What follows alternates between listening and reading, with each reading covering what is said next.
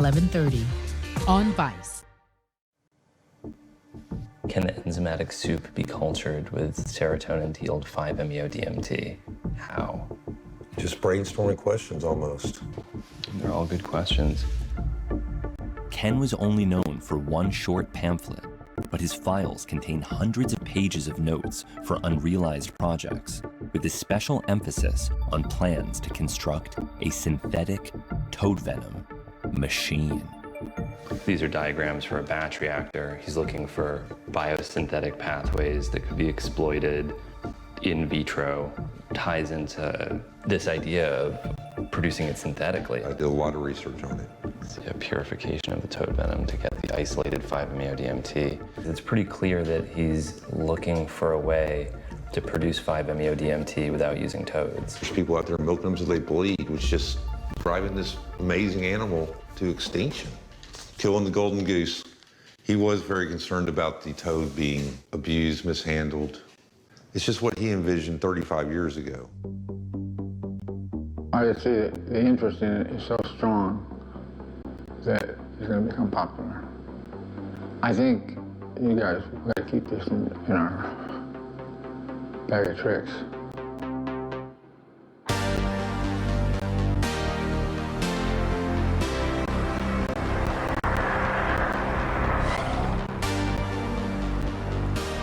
There has long been resistance to synthetic substances in the psychedelic community. So when I received an invitation to give a talk at a conference of toad venom enthusiasts, I saw it as an opportunity to build upon Ken's research and to offer a scientific solution for the conservation of psychedelic toads. Perhaps it would be here, at the World Bufo alvarius Congress, that I might find a receptive group of staunch rationalists. Walking stick. What have you been up to? I have been staying active in toad venom. In fact, that particular experience motivates me every single day.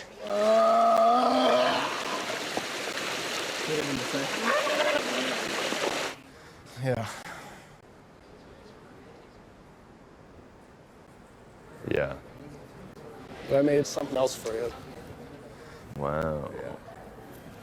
More than anything, it's just about continuing to replicate it and to echo forever and ever and ever and ever and ever, because it was such a powerful moment. To see it play out on TV was the most freakiest shit ever. Thank you. I appreciate it. There was no shortage of merchandise for sale. Unsanctioned t-shirts printed with the artwork Gail Patterson made for Ken's pamphlet, and plush Bufo alvarius throw pillows, $50 a piece.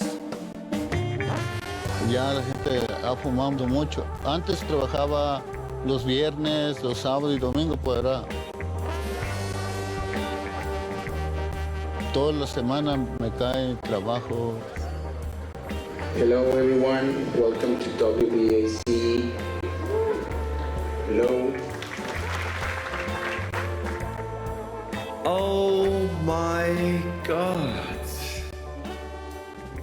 Whew, thank you. So, as we know, this medicine of 5-MeO-DMT from this sacred creature, the Bufo alvarius toad, is just that. It is a sacred medicine. It is carried in the body of this creature for 9 months under the ground in the darkness, potentiating the 5-MeO-DMT as well as other alkaloids. There is a phenomenon happening with the Bufo alvarius toad around the world. You see it all over social media, and it's going to grow and bloom, and it's going to get very big very soon. This beautiful spirit, Bufo alvarius, is a sacrament. Beautiful sacrament. Another ally. Uno de los tesoros más grandes de la humanidad. How do we know this toad that we're getting is collected properly? Is there respect for the toad? This is a great and sacred gift from the toad. Many people are interested, and so the supply and demand of medicine, we just hope it's kept sacred. Don't kill them. Tanta gente también, indirecto o directamente, ha sabido bendecida y favorecida por este medicamento.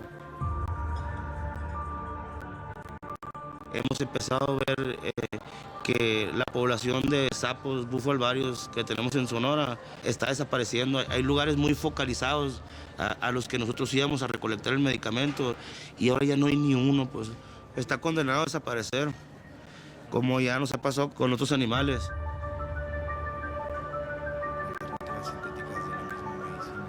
Por favor, den la bienvenida al señor Hamilton Morris. Hablarnos de la química. Hey, everybody. Humanity has a complex relationship with psychoactive substances. Join me as I travel the world to study their chemistry and impact on society. The toads. Science, what's the problem? Me llamo Hamilton. Wow, what an experience. Hamilton's Pharmacopeia, a show about psychoactive substances. New season premieres Monday at 10. So there's a lot of very well-intentioned discussion about how best to milk these toads. And I don't think there is a good, sustainable way to milk these toads, especially if this material keeps gaining popularity at the rate that it is. The reality is that they are facing so many different threats simultaneously. There's issues with climate change, there's issues with habitat destruction, there's issues with pesticide contamination. We've created all of these roads. The roads have artificial lights. The toads congregate around the artificial lights because the lights attract insects for them to feed on, but then they get hit by cars and humans catch them. It's this really tragic situation. If you go to Sonora, I think we're all aware of what happens when an animal becomes important in our medical practices. It's almost always disastrous. It never ends well. Whether it's milking hemocyanin from horseshoe crabs, or a really tragic example would be this thing called the scrotum frog that lives in Lake Titicaca, where poaching has decimated the wild population. If that can happen with something that doesn't even do anything, imagine what can happen with something that pretty reliably produces a religious experience. I feel very strongly that the best conservation tactic would be to dedicate any resources that you have to just preserving their habitat or protecting them, and use synthetic material. And yeah, I guess someone agrees, that's good. Now, due to the globalization of the chemical trade, you can get the precursors to make 5-MeO-DMT, which are completely legal internationally. It's, 5-methoxytryptamine is a metabolite of melatonin, and produce it very inexpensively synthetically on as large a scale as you want. Doesn't have to involve toads at all. This is a lucky situation. There's a way to do it sustainably, and I think we should really seriously consider this. 5-MeO-DMT is a controlled substance in the United States, but I'm in Mexico where it is uncontrolled, to show that this is a viable replacement for toads, because I believe one person can produce enough 5-MeO-DMT to supply everyone that would ever want it.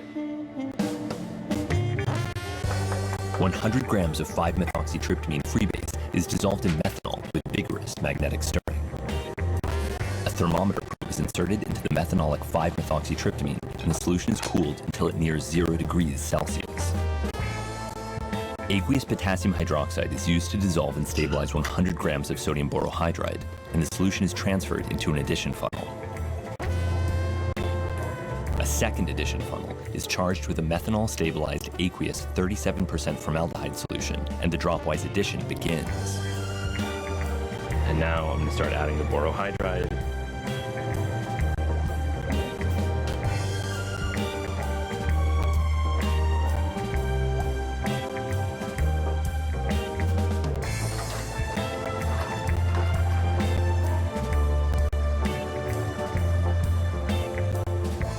Lone pair electrons on the basic nitrogen attack formaldehyde's carbonyl carbon, forming an imine and water.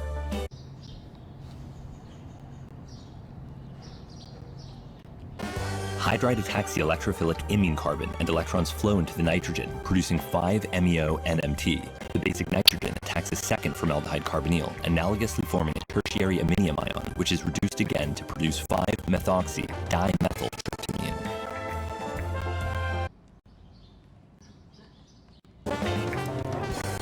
Yes, complete transformation of the starting material. Borate salts gradually precipitate, and the solvent volume is reduced by overnight heating. As the methanol evaporates, 5-MeO-DMT precipitates as a brown oil and coalesces on the surface. Pretty beautiful.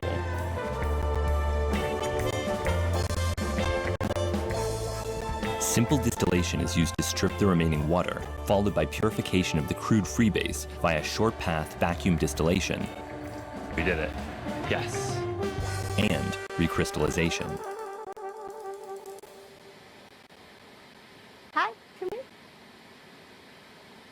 We can obtain a preliminary results between the reference and compounds that you are synthesizing. Okay? After TLC had shown total transformation of the starting material, LCMS confirmed the product was 5-MeO-DMT. You obtain a great result between your reference and the sample. It works. Yeah. High five. Yeah, works.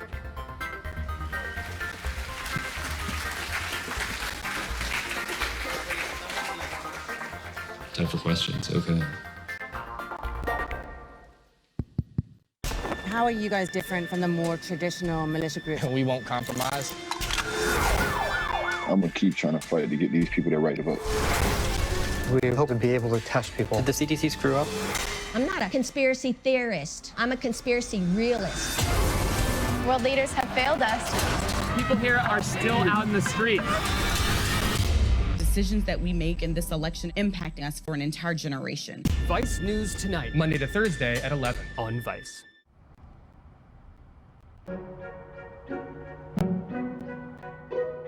Would you consider using synthetic 5-MeO-DMT instead of the toad venom?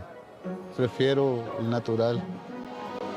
Where I'm coming from, I'm a natural woman. I don't like chemicals. Yeah.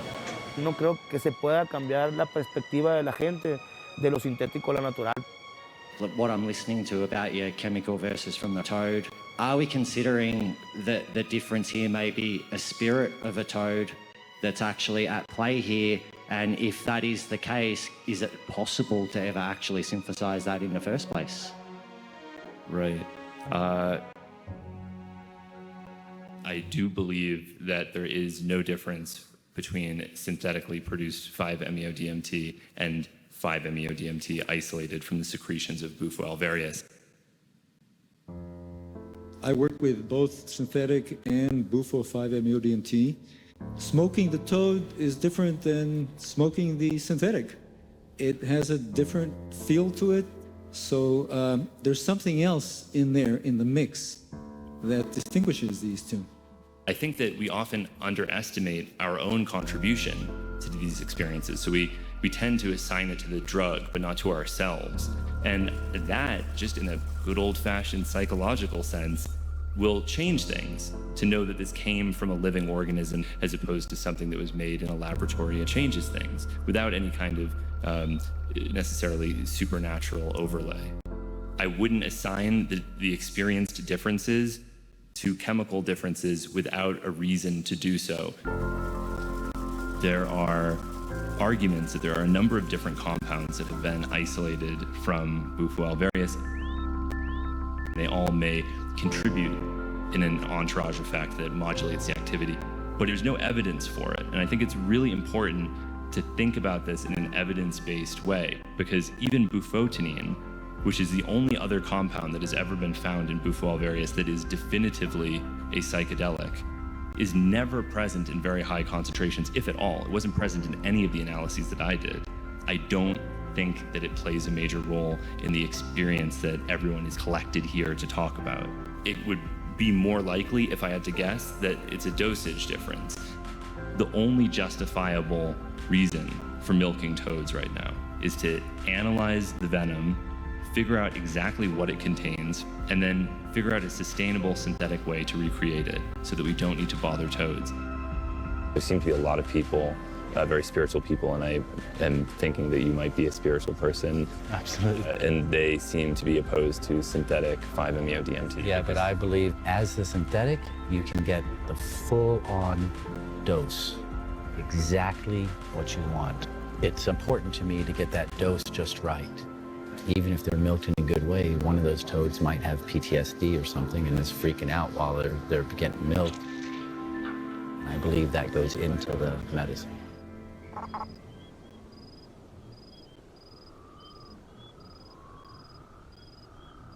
The buffalo population will be very happy if we find another 5-MeO-DMT synthetic. Then he can go to his home again, no, and continue living, because it's gonna help people stop milk toads. It's gonna be the shit.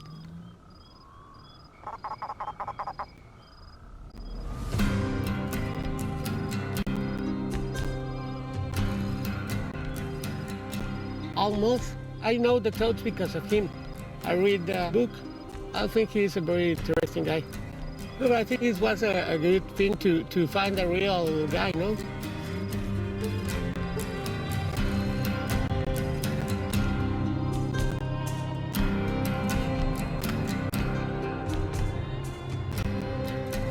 In late August of 2019, after I had met his friends and come to have a more complete understanding of his research, the real Albert Most, Ken Nelson, invited me to visit him in his assisted living facility.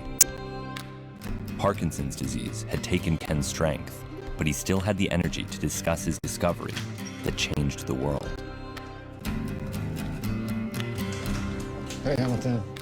Hello. It's really a pleasure to meet you. Good meeting you. This is my example of a psychedelic toad, by the way. Humanity has a complex relationship with psychoactive substances. Join me as I travel the world to study their chemistry and impact on society. The toads. Science, what's the problem? Me llamo Hamilton. Wow, what an experience. Hamilton's Pharmacopeia, a show about psychoactive substances. New season premieres Monday at 10. I researched it. I knew what I had, I knew what it was. It's Colorado River toad. It's unique. It's got glands on its back legs, arms, shoulders, and then a really big gland on the parotid. I harvested them and smoked it. I was first. And what is the experience like when you smoke Bufo alvarius? It's overwhelming. You want to hold your breath as long as possible and take it all in one hit. And it comes over you like a white light. And you weren't afraid? No. It's a trip. That's the experience right there. That opened the door for a lot of stuff I suppose the average person wasn't exposed to. The toads are now threatened in their natural environment, that climate change and over-harvesting of their venom may have caused a decline in the natural population.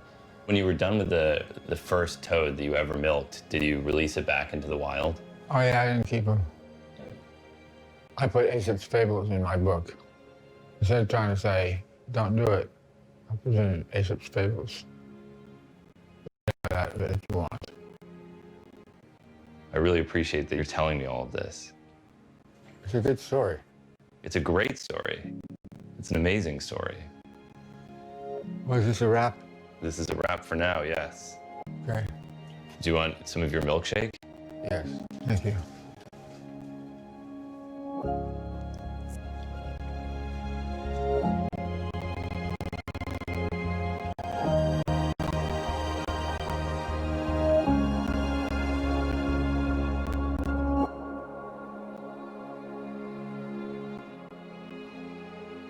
So one product of Ken's anonymity was that other people could come in, they could steal his work, they could sell t-shirts, and now that he's decided to take credit for his research, I was thinking that you could help. Absolutely. Ken has a copyright. Gail's drawings are beautiful. Making money off of it, it happens to be illegal. Confirm to us in writing that you will cease and desist. You think that's strong enough? Can it be even more threatening and still legally binding? Blatant egregiousness. I was also thinking, with your permission, that it would be interesting to reissue the pamphlet, but with a final page that identified the possibility of producing 5-MeO-DMT synthetically. Yeah, we could reissue the book and give Ken credit.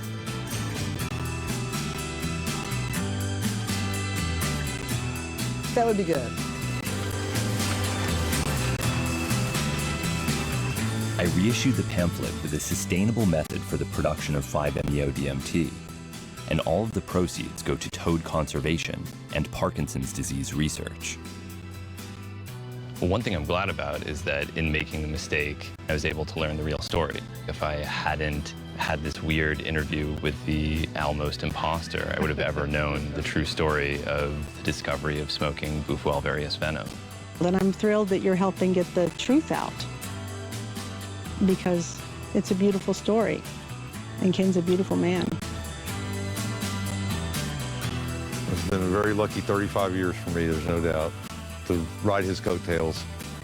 He just wanted to spread the word. It was important to him just to spread the word.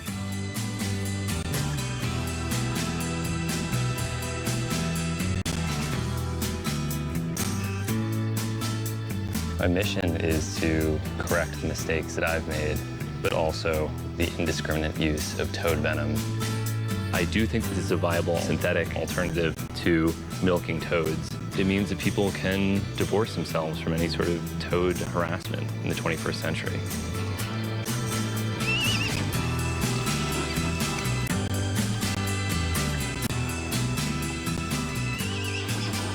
Nobody really knows what to do with this stuff, and so we have to learn from the mistakes that we've made in the past, and we have to construct our own culture surrounding it. And it's only getting bigger, so I think now is really a great time to figure out how best to do this so that we can keep doing it into the future. Thanks, everybody.